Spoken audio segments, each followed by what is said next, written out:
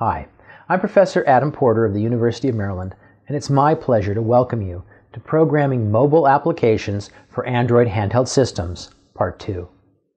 If you're taking this course, then I'm assuming that you also took Part 1, and therefore I'm not going to spend a lot of time going over the course logistics again.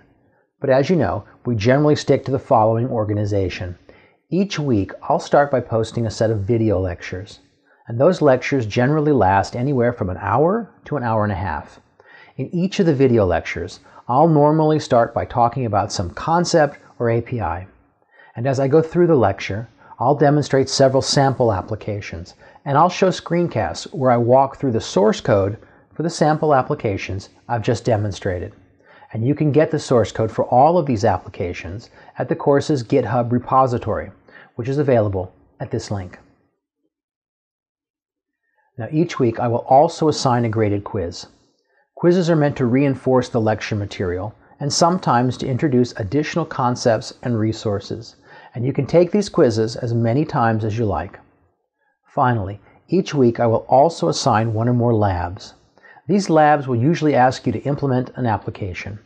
In most cases, labs will come with skeleton code that implements about 75 to 90% of the application.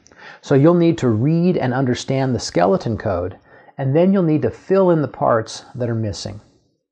And to make sure that you get a chance to put it all together, at the end of week 8, I will also assign a mini project in which you develop a simple app completely from scratch.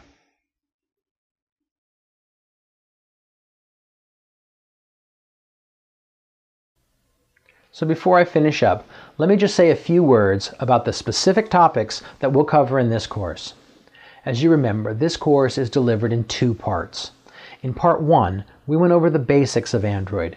We talked about the Android platform and its development tools. And we also went over the basic concepts that you need in order to create simple Android apps. For instance, we talked about the activity and fragment classes and their lifecycle models. We also talked about key classes and concepts such as intents and permissions. And finally, we finished up with a broad survey of Android user interfaces. And so now we're ready to dive in a little deeper. Here in Part 2, we're going to talk about the additional services that come into play only when you're ready to create more advanced Android apps. Now you've already done weeks 1 through 4, so this class picks up at week 5.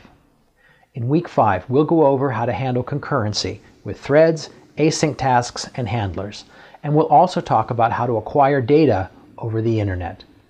Next, in week 6, we discuss a number of topics, including user notifications, event notification using the broadcast receiver class, and using alarms to invoke code at pre-scheduled times.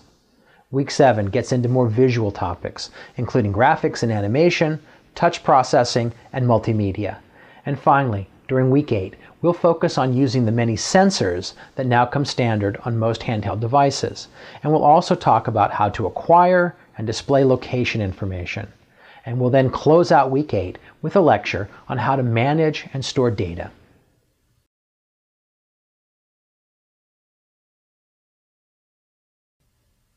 Now, as in Part 1, we're continuing to work with partners at Amazon to provide you with exciting extra benefits. For instance, as a special part of our partnership with Amazon, the top 50 students from this course will be given the option to share their resumes directly with Amazon recruiters. And we'll have more on this as the course progresses.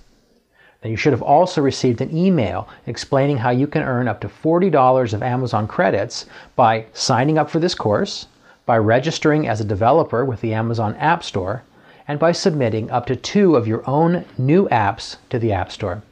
And I hope you'll take advantage of all of these offers. So that's all for my overview of the course.